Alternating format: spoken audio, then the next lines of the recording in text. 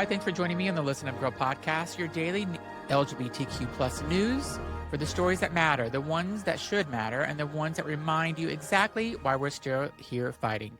Today is Monday, June 29th. I'm Zach Reynolds-Friedman. Tomorrow is the last day of Pride Month, and the news did not take the weekend off. So let's get into it. First, New York City Pride, 1 million strong. So we're starting with yesterday because if you weren't watching the New York City Pride March, I need you to know what you missed.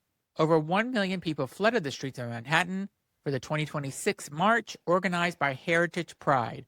The theme this year, for all of us, a direct reference to Marsha P. Johnson's legendary words, "There is no pride for some of us without the liberation of all of us."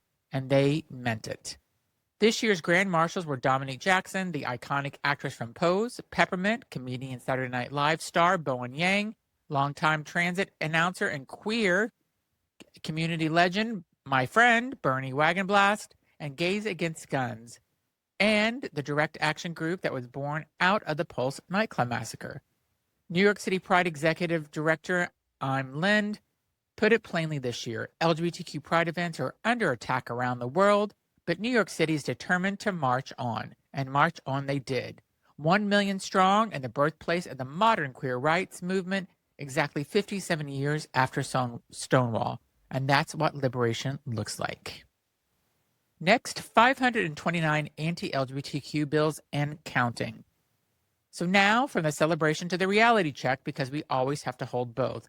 As we wrap up Pride Month 2026, the ACLU has reported that at least 529 anti-LGBTQ bills have been introduced across the country in the legislative session alone. 529. States like Florida and Texas have been leading the charge, pushing bills that target transgender rights, limit LGBTQ plus discussions in public schools, and strip gender-affirming health care from people who need it. And here's what that means on the ground. In 2026, gender-affirming care has been removed from the list of essential health benefits that most insurance plans required to cover. Federal employees lost that coverage too. That is a real thing that happened. Real people are losing access to the care that every major medical organization in this country supports. Meanwhile, the Supreme Court's decision earlier this year in Childs versus Salazar struck down bans on conversion therapy for minors, ruling 8-1 that a therapist's talk therapy is protected speech under the First Amendment. 20 states had laws protecting LGBTQ youth from this discredited and dangerous practice. Those protections are now in legal jeopardy. The Trevor Project called, and I'm quoting their CEO, a tragic step backwards that will put young lives at risk. Every major mental health organization in the country agrees. The research is not ambiguous. Conversion therapy causes depression, anxiety, substance abuse, and suicidal ideation, especially in LGBTQ plus youth. That is not an option. That is a medical consensus, and the court just said the therapist's right to talk trumps that. We're going to be living with the consequences of this ruling for a very long time. Our next story is the patchwork of rights state by state. So here's something that doesn't get talked about enough. The fact that depending on where you live in America right now, your rights as an LGBTQ person are dramatically different. So in Kansas, for example, a new law in 2026 combines bathroom restrictions with limits on gender marker updates on state documents.